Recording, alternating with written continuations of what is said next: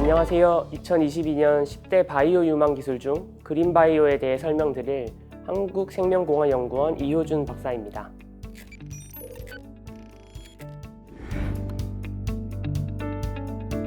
네, 인간의 삶에 있어 꼭 필요한 의식주, 그 중에 식에 해당하는 식품은 우리 삶에 없어서는 안 될 중요한 요소인데요.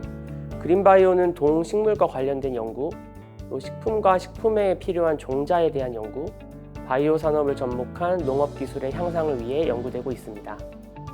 현재도 발생하고 있는 다양한 이상기후들과 급변하는 환경 속에서 식품 종자의 재배 환경이 악화되어 인간이 식량난을 겪는 일이 발생되지 않기 위해 또는 현재 있는 식품들의 유전자를 재합성하여 인간이 더욱 우수한 영양소를 섭취할 수 있도록 돕기 위해 진행되는 연구 분야라고 생각해 주시면 될 것 같습니다. 그린바이오의 첫 번째 기술은 바로 식물 광합성 기구 기능 향상 기술입니다. 식물 광합성 기구 기능 향상 기술이란 식물의 광합성을 담당하는 기구의 기능을 개선하여 광합성 효율이 향상된 작물 등을 제작하는 기술을 말하며 다양한 식물종에 도입할 수 있는 범용성을 기반으로 식물이 확보할 수 있는 에너지의 총량을 증가시켜 식량 및 바이오 소재 생산 효율을 크게 향상시키려는 목적을 가지고 있습니다.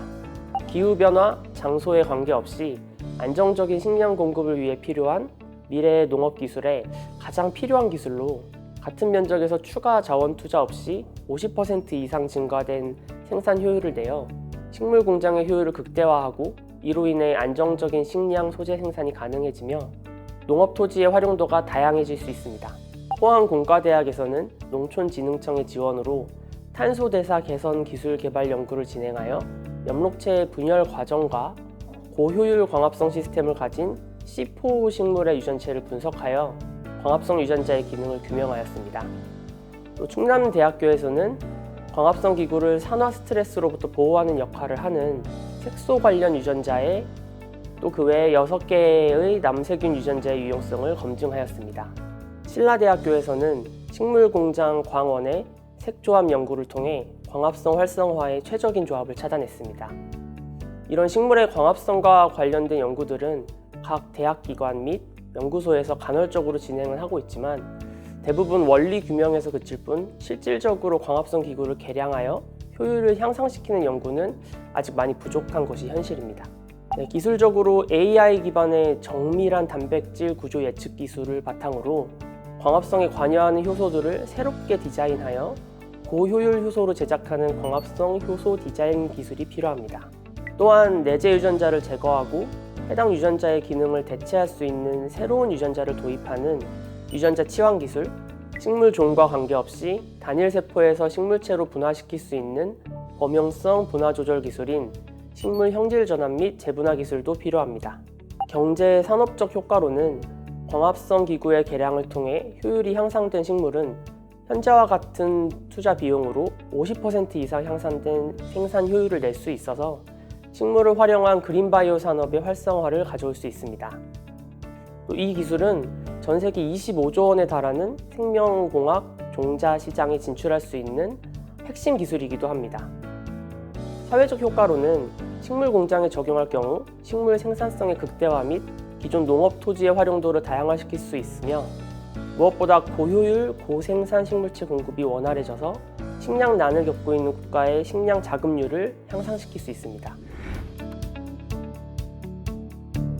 그린바이오의 두 번째 기술, 바로 바이오 장기 생산 키메라 기술입니다. 키메라는 사자머리의 염소 몸통, 뱀 꼬리를 가진 고대 그리스 전설 속에 나오는 괴물의 이름에서 어원이 된 단어로 한 개체의 유전자형이 다른 조직이 서로 겹쳐 있는 유전 현상 또는 서로 다른 종끼리의 결합으로 새로운 종을 만들어내는 유전학적인 기술을 의미합니다.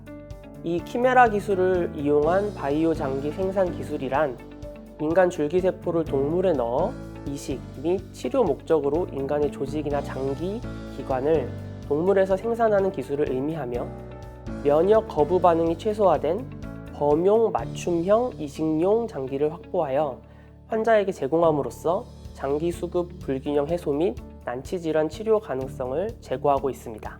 우선 돼지의 정자와 난자를 채취하여 인공 수정을 시킨 후 동물 수정 배아에 인간에게서 iPS라고 불리우는 배아 줄기세포와 흡사한 세포를 채취하여 주입하게 됩니다. 인간의 체세포가 결합된 동물 수정 배아는 동물성 집합 배아가 되어 다시 암퇴지에 주입되고, 암퇴지는 인간세포로 구성된 특정 장기를 가진 돼지를 출산하게 됩니다. 인간세포로 가진 돼지의 장기가 바로 바이오 장기이며, 환자는 자신의 세포가 함유된 장기를 이식받게 됩니다.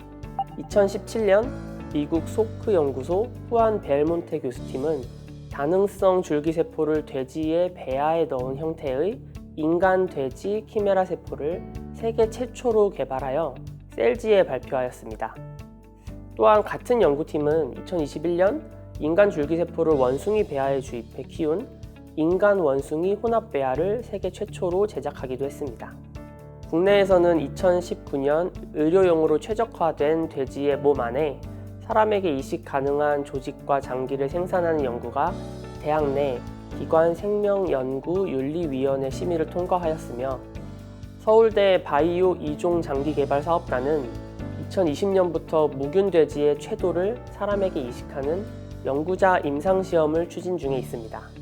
기술적 요소들로는 바이오 장기를 만들기 위해 줄기세포 분화 기술 및 키메라 배아 제작 기술, 유전자 가위 기술을 이용한 형질 전환 동물 제작 기술 등이 필요합니다. 또한 아무리 iPSC를 가진 장기여도 이식 후 각종 면역 반응이 발생할 수 있기에 면역 반응을 조절할 수 있는 기술이 필요할 것으로 보여집니다. 바이오 장기는 또한 여러 사회적 문제를 발생시킬 수도 있습니다. 줄기배아 실험체를 이용하는 기술이므로 생명의 존엄성과 윤리적 문제를 해결해야 할 것이며, 이종 장기 이식에 대한 법적, 사회적 규제도 만들어지고 동의받아야 할 것입니다. 또한 키메라 동물체의 번식 중 발생되는 부작용들에 대해 상황을 통제할 수 있는 장치들이 마련되어야 할 것입니다. 2020년 말 기준 장기 이식을 기다리는 대기자는 누적 4만 3천여 명이었지만 실제 기증자는 10분의 1 수준으로 약 4천여 명에 불과하였습니다. 인구의 고령화로 앞으로 장기 이식의 수요가 더욱 증가할 것이라 예상되지만 여전히 기증자의 장기 공급은 매우 부족한 상황입니다. 그러나 키메라 기술로 생산된 바이오 장기는 환자의 iPSC를 활용하기 때문에 이식 후 체내 면역 거부 반응, 이종 간 감염병 우려를 줄일 수 있는 가능성을 가지고 있습니다. 장기 공급의 부족은 비단 국내의 상황만은 아니기 때문에 전 세계적으로 현재 iPSC와 같은 줄기세포를 활용한 이종 장기 관련 연구가 장기 이식 수요 부족 해결을 위한 대안으로 부상되고 있습니다. 여러분들께서는 아마도 바이오 농업 같은 그린바이오 기술들이 농수산물이 충분히 풍족한 현 시대에 꼭 필요한 것인지 의문을 가지실 수도 있을 것 같다는 생각이 개인적으로 듭니다. 특히 한국만이 갖춘 이 체계적인 배송 시스템으로 원하는 것을 다음날 새벽에 편하게 집 앞에서 수령받는 것에 우리는 굉장히 익숙해져 있거든요.